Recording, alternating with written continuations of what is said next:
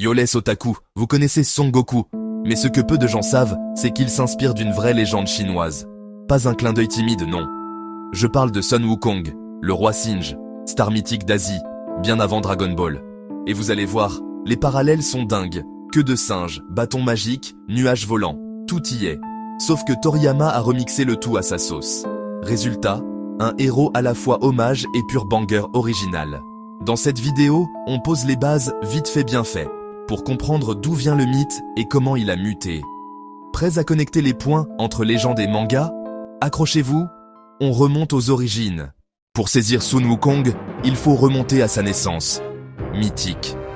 Il ne naît pas d'une mère, il éclot d'une pierre saturée d'énergie céleste. La pierre mûrit sous vent, pluie, soleil, et paf, un œuf. De cet œuf de pierre jaillit un singe lumineux, nourri par le ciel et la terre. Hors des règles, esprit immortel, primate céleste, déjà trop fort pour l'ordre établi. Il bondit au sommet de la montagne des fleurs et des fruits, naissance explosive. Très vite, il s'impose, le roi singe. Jeunesse, quête de pouvoir et d'immortalité, défi à l'empereur de Jade, 72 métamorphoses. Au palais du roi dragon, il décroche le rouillé Jingu Bang, un bâton qui obéit à sa volonté. Il renverse les codes, est puni, puis entame la route vers la rédemption. Mission sacrée, escorter le moine Tang Sanzang, vaincre démons et faiblesses, s'élever. En bref, Sun Wukong, c'est le dieu du chaos, liberté pure. Autodidacte du combat, il soulève des montagnes et se moque des autorités. Il vole sur un nuage, se clone à volonté, traverse les cieux en un éclair. Son bâton change de taille, minuscule au chignon, colossal en bataille. Insolent, imprévisible, ingérable, mais capable d'apprendre l'humilité. Voilà ses origines. Quand Toriyama découvre la légende de Sun Wukong, il se dit « Ok, j'en fais un manga ». Il transpose l'idée en un héros enfant. Énergie brute, malice, goût de l'aventure. Première signature visible, la queue de singe, marqueur immédiat de filiation. Sous la pleine lune, elle révèle le sauvage en lui. Loup-garou, en écho au mythe. Clin d'œil, oui, mais réécrit. Chez Goku, la queue devient faiblesse tactique, pas chez Wukong.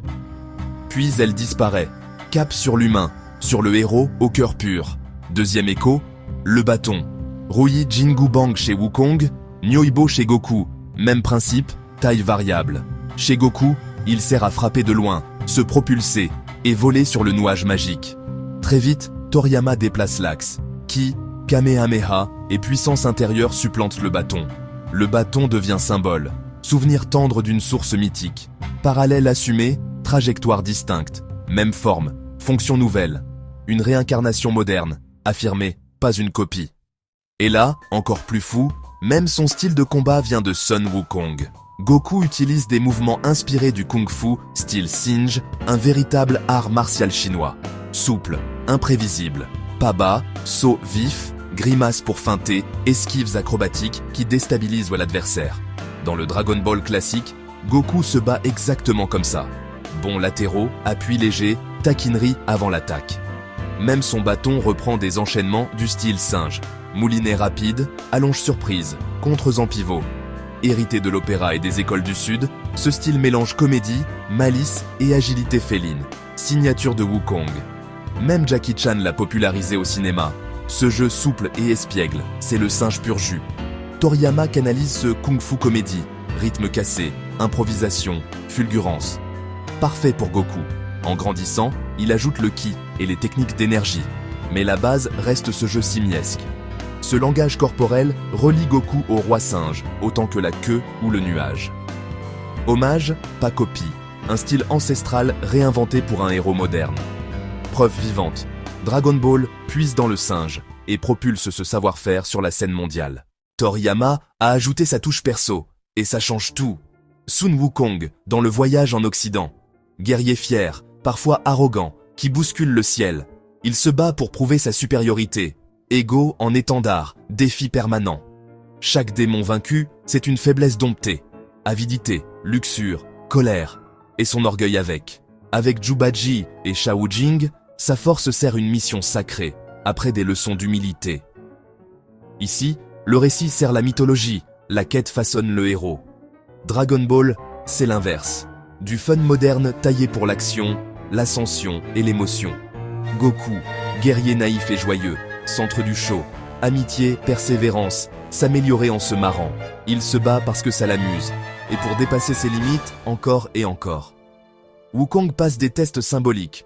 Goku affronte des enjeux cosmiques sans perdre son sourire. La même puissance, mais avec l'esprit d'un enfant, force et bonté qui captive, pur shonen. L'influence de Sun Wukong sur Dragon Ball a été reconnue par Toriyama. Il visait une interprétation moderne et humoristique du voyage en Occident. Parallèle clair, Goku accompagne Bulma pour trouver 7 objets magiques. Oolong évoque Jubaji, Yamcha, un écolage de Shao Jing. Alors, la prochaine fois que quelqu'un dit « Goku, c'est juste un gars qui crie pendant 3 épisodes », répondez « Non, Goku, c'est un dieu du kung-fu, né d'une légende vieille de 500 ans. Des racines mythiques, une exécution shonen, technique, dépassement, univers étendu, inspiration indéniable, produit final, liberté créative et réinvention radicale. » La relation Goku-Wukong montre comment les mythes nourrissent la créativité moderne. Les similarités nettes, queue, bâton extensible, nuage volant, esprit de quête, sautent aux yeux. Toriyama part d'un classique vieux de 4 siècles pour poser les bases de son œuvre. Dire que Goku est une copie serait faux. L'inspiration est un point de départ, pas la destination. De la Terre mystique aux galaxies et dimensions, l'échelle change tout.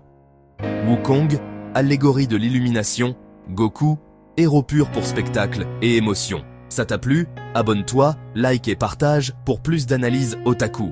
Merci d'avoir regardé, on se retrouve très vite, à la prochaine les otaku.